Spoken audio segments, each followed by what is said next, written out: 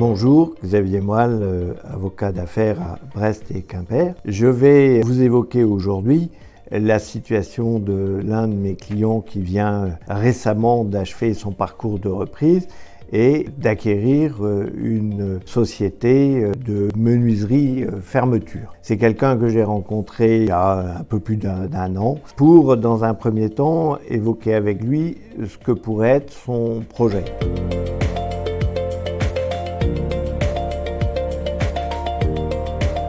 Ce client est un commercial en environnement B2C qui souhaitait reprendre une affaire. Avec ce cadre, on a essayé de définir ce que pourrait être son projet. On a d'abord défini, bien évidemment, une zone géographique. On a déterminé aussi les moyens qu'il mettrait en œuvre, et notamment les apports qu'il pourrait dédier à son projet, qui en l'occurrence était de 300 000 €. Et puis, jusque-là, c'est pas trop compliqué. Plus délicat, on s'est posé la question de savoir quel type d'entreprise il pourrait reprendre et quel métier devait idéalement avoir pour lui l'entreprise cible. On s'est interrogé, alors il m'a dit qu'il voulait pouvoir donner sa mesure, se mettre au service de la cible qu'il allait reprendre son talent de vendeur. Il cherchait donc une entreprise de vente B2C avec un produit si possible assez technique, mais sans être non plus trop complexe.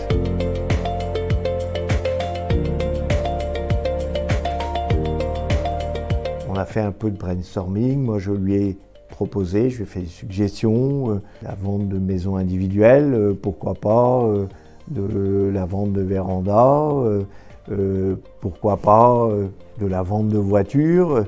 Et puis, bon, on a échangé sur le sujet petit à petit et à travers un peu cette partie de ping-pong de suggestions, on a réussi à faire émerger le fait que menuiserie, fermeture pourrait être un produit ayant sa convenance. Et donc, une fois qu'on a posé notre projet, alors menuiserie, fermeture quand même d'une certaine taille, parce que sous l'angle, cette fois-là, managérial, l'idée, c'est une entreprise d'une dizaine de personnes, avec, si possible, une assistante commerciale, administrative et commerciale qui puisse accompagner le repreneur.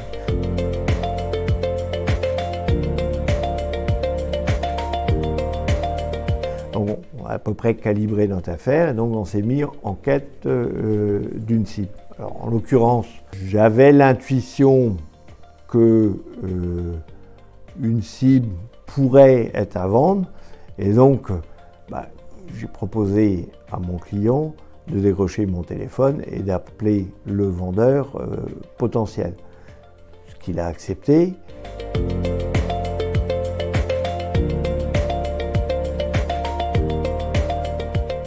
Je suis allé vers le vendeur et je lui ai demandé si il était susceptible d'entrer dans une réflexion sur la transmission de son entreprise. Et m'a répondu qu'effectivement, ça pouvait s'envisager. Et donc, je lui ai proposé qu'on se rencontre. Et avec mon client au bureau, on a rencontré notre vendeur potentiel. Moi, j'ai accueilli et mon client et le vendeur potentiel. J'ai fait les présentations succinctes, puis je leur ai passé la main. Et le repreneur a commencé par dire qui il était, quel est son parcours, quels sont ses souhaits et pourquoi il s'intéresse au rachat de la cible. Bon, le vendeur, lui, a présenté succinctement dans les grandes lignes les contours de son entreprise. Ils ont dialogué pour essayer d'affiner sa compréhension du projet de l'acquéreur et pour l'acquéreur, mieux connaître la cible qu'il se proposait de reprendre.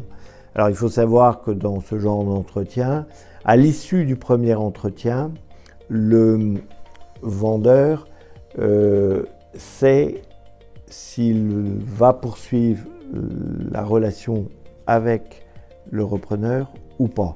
En fait, le sujet est assez simple. La question pour le vendeur est de savoir est-ce que je peux donner au repreneur que j'ai en face de moi les clés du camion? Voilà, c'est aussi simple que ça. Alors, c'est pas parce qu'il est disposé à poursuivre la relation qu'on va nécessairement aboutir, mais le premier entretien est quand même crucial dans le parcours du repreneur.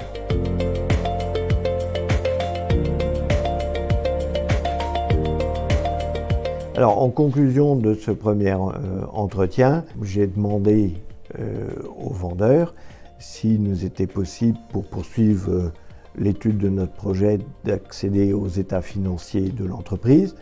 Et je lui ai demandé également quel est le prix qu'il souhaitait.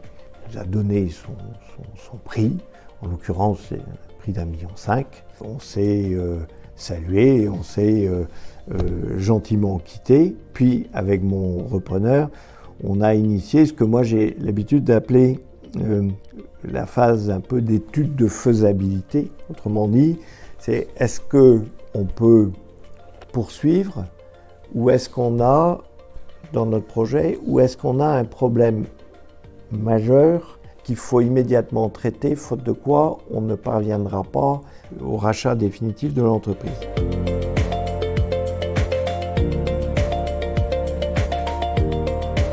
Alors, on va regarder les comptes qui nous étaient soumis, pas de difficultés particulières identifiées, un prix un peu élevé pour une entreprise qui disposait d'une trésorerie nette de dette 300 000 € et réalisait un résultat annuel de l'ordre de 200 000 un peu plus tous les ans.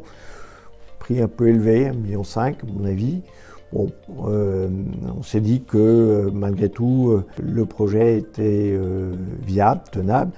Et on s'est assigné comme objectif avec mon client de rencontrer à nouveau notre cédant, qui s'est fait d'ailleurs assez rapidement.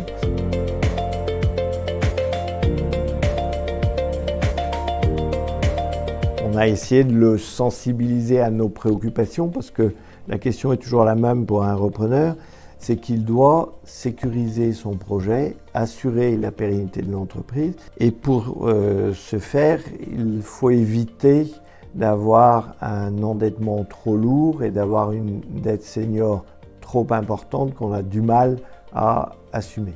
Donc on a essayé de le sensibiliser à cette question-là et de trouver comment une vision partagée. Alors on lui a exprimé que de notre point de vue, c'est une entreprise qu'on valorisait plutôt 1,3 million qu'à 1,5 million, en disant que bon, on comprenait bien qu'il y avait un écart sensible, mais que c'est ce qui nous paraissait raisonnable. Et quelques interruptions de séance à suivre. On est parvenu en réalité à un accord qui s'est établi à un prix légèrement supérieur à 1,4 million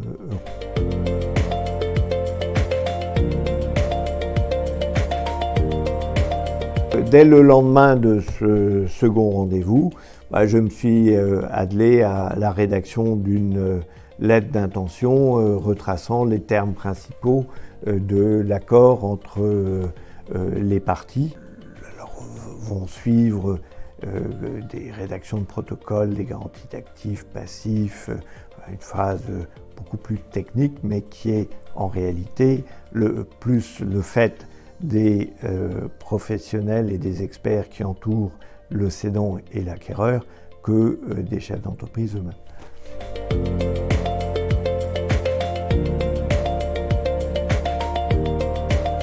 La lettre d'intention signée bien évidemment par le cessionnaire, contresignée par le cédant, devient un véritable outil de travail puisqu'elle nous a permis en l'occurrence d'aller au-devant de nos banquiers. Alors lequel, on n'a pas compliqué les choses, on est allé voir le banquier de l'entreprise parce que par hypothèse, il connaît l'entreprise, il a connaissance de ses flux financiers et il est le plus en situation d'émettre un avis sur le financement de l'entreprise. On a pris rendez-vous avec lui, on lui a soumis notre lettre d'intention, présenté notre projet Et on lui a demandé si il était susceptible de nous accompagner. Alors, l'idée, c'est pas à ce stade d'avoir en tant que tel un accord de crédit, c'est un peu tôt dans le process, mais de se faire confirmer par notre interlocuteur bancaire qu'il est à l'aise pour présenter le dossier qu'on va lui amener à sa direction, à son comité de crédit. Et en l'occurrence, on a été bien accueillis, on nous a confirmé que effectivement le projet était à la fois intéressant et crédible.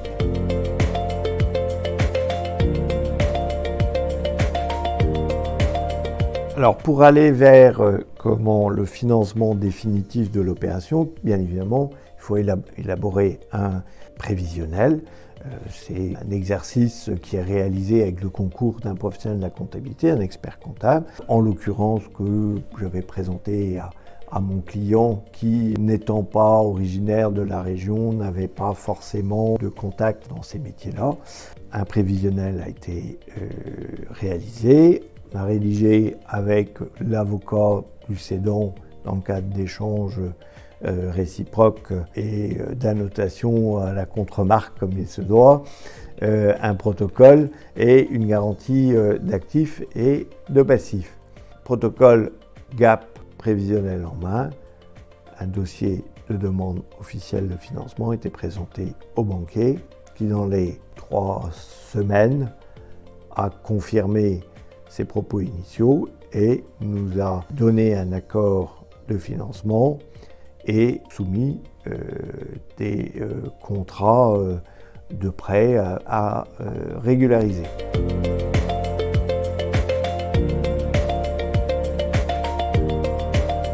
En vue de la finalisation de l'opération, on a bien évidemment mis en place notre schéma de reprise et constitué une holding de reprise.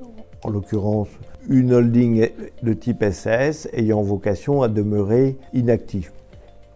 On fait un appel de fonds, on a fixé une date de signature définitive, on a closé et le lendemain du closing, l'aventure a débuté pour mon client dans le cadre de la très classique période d'accompagnement avec son cédant.